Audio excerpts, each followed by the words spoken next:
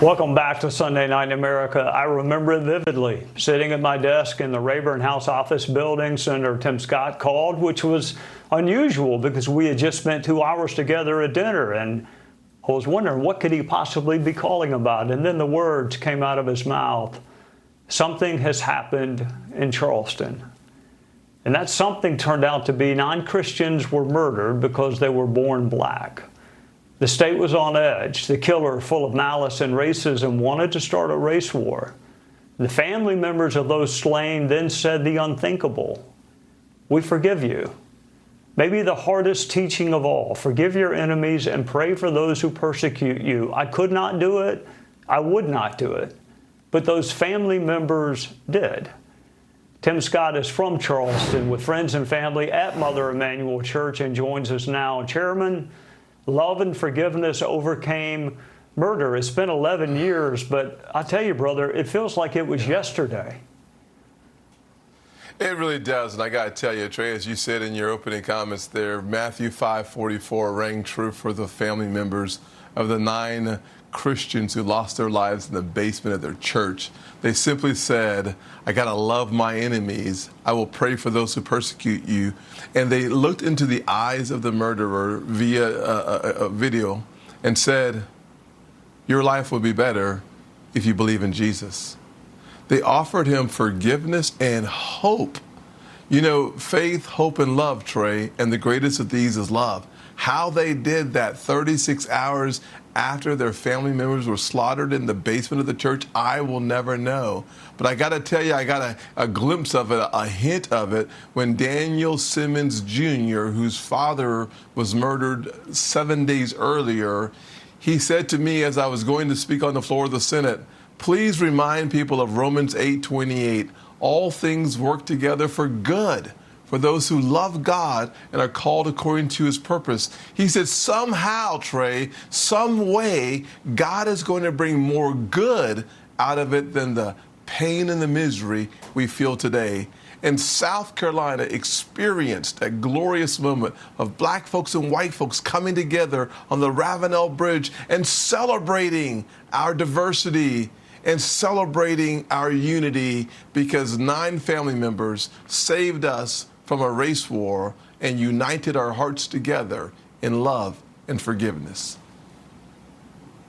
He had exactly the opposite impact of what he intended. And God bless you and the family members for being able to forgive him. As you know, I would rather have put him on death row. That was the job that I would rather have. But I'm glad the world is full of people like you and them, but I ain't one of them. Let me ask you about your day job right now. You chair Senate Banking, and you are poised to pass a housing bill along with your friends in the House, including French Hill.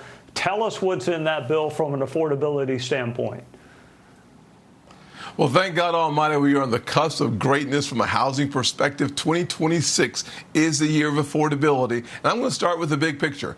The American people have been desperately seeking housing. And President Trump got it right in his State of the Union when he said housing should be for people and not for corporations. Trey, a part of the bill that we will pass this week coming up will be President Trump's primary provision that makes housing more affordable and more accessible by making housing for people. Common sense, you and I agree.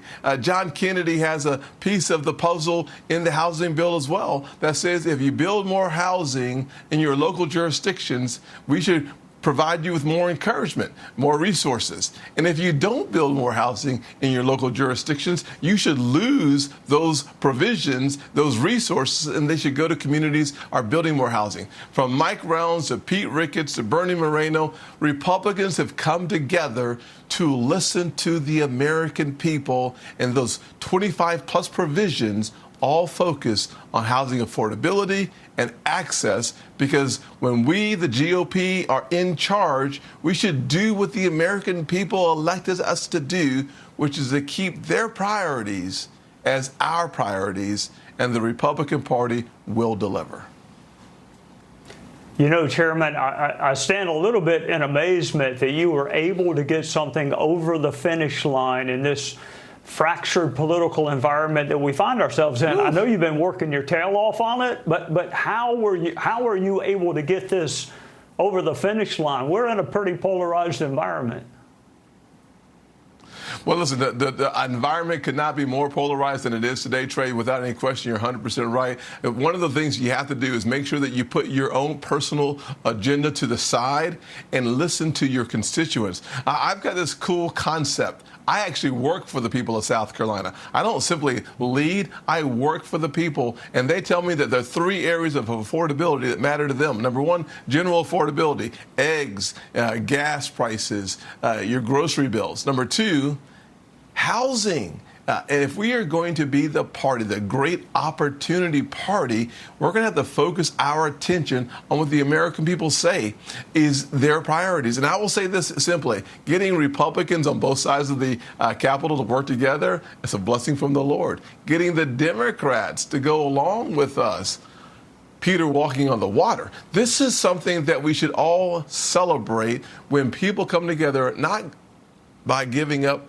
their morals, their values, or the ethics, but finding common sense because there's common ground beneath the feet that we stand on. The fact of the matter is, we all work for the American people, and they are desperately looking for more housing. The average age, Trey, of a first-time home buyer, 40 years old. Way, way too late in life. We're going to do better. I can't even remember 40. Was I 40? It was so long ago, I can't even remember it.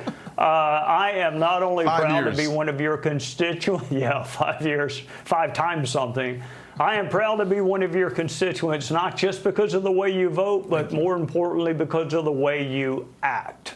Senator Tim Scott from the great state of South Carolina. Yes, sir, brother.